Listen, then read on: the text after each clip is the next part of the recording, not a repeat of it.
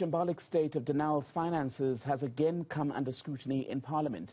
It is one of the state-owned entities which are in desperate need of a financial lifeline. Denel owes workers more than R500 million in salaries, and creditors are also knocking at its doors. The report surfaced a few months ago that some employees were committing suicide or losing their homes because they were not being paid. Helgard Grunier is of Trade Union Solidarity, joining us now live from Johannesburg, I believe, Pretoria, in fact, for an update. Helgard, grateful for your time. Welcome to Newsfeed PM. So it emerged in Parliament about a week or so that the salary bill, unpaid salaries owed by Denel to some of your members, comes up to the tune of, what, 636 million rand. Are things getting better or worse? Well, at this stage, it keeps on getting worse. Denel hasn't been recapitalized, and government hasn't made a decision, or they have made a decision to sell some of the non-core assets, but that hasn't materialized up until now. The hope with selling the non-core assets is to raise capital to get operations going, but currently it isn't. So the only money that's trickling in is from small projects that do get completed, but they are very few and far between. Do you think, as things stand, Denel will survive this? Is this the end? I definitely don't think it's the end. Denel has products that are sought after on the international market, so they definitely have something to sell. I think the problem is that obviously there isn't enough cash flow. They have lost some clients, so I think there's definitely some damage and some reputational damage. So it's going to take quite some time for them to get back to the levels that they operated at, let's say 5 years ago. But I don't think it's the end. For some divisions, it might be the end. If you think about the Denel Dynamics, for example, where the majority of skills has been lost early this year, or basically from the end of last year already, but not for Denel as a group as a whole. We've got SAA, which is now saying it's ready to take back to the skies. It was also in a shocking financial state less than 2 years ago. It's got now a private equity partner. Should we open up Denel to that sort of agreement, especially when you look at the fact that it's an arms manufacturer and is a rather sensitive asset, shall we call it? Without a doubt, it should have been opened quite a long time ago, and I think we've said it, from the start of the struggles and the financial struggles of Denel. One gets that they are part of South Africa's sovereign and strategic capabilities, but at the end of the day, there are ways for government to retain the power and control of a company without being the owner of that company.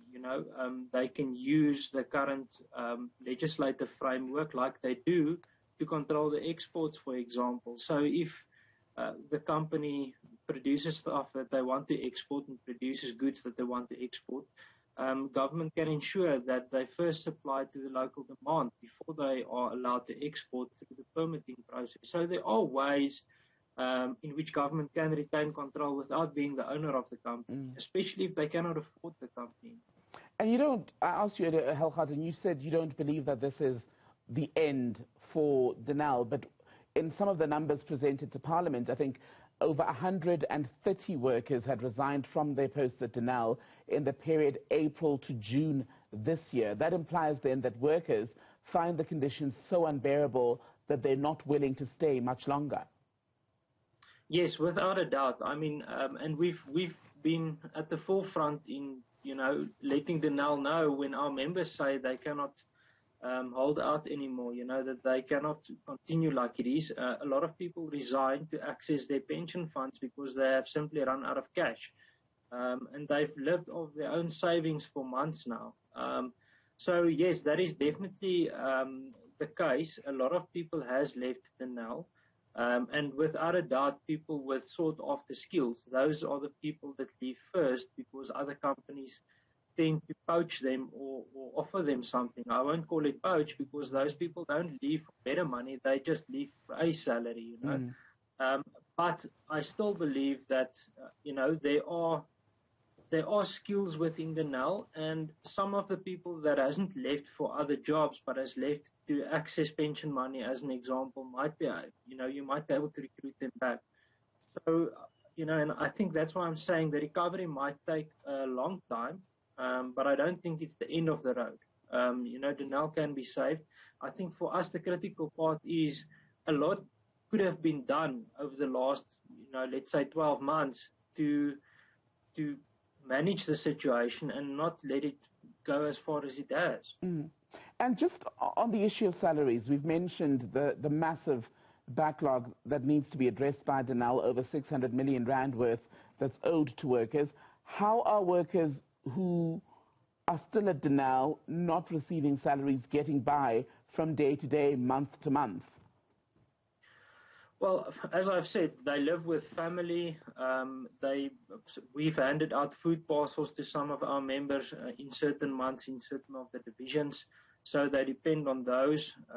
So some of them have sold their houses to access the cash and the equity that releases. So they've been very innovative in the way that they survive, but they haven't got any other choice. I think the sad part of it is you've got a lot of loyal employees that used to work at Denel for many years that has basically given their lives to Denel, built up some sort of financial buffer, but they've now lost everything, So if a guy worked 20 years to buy a house and now he has to sell it to live off the cash, what are the chances that he's going to recover ever?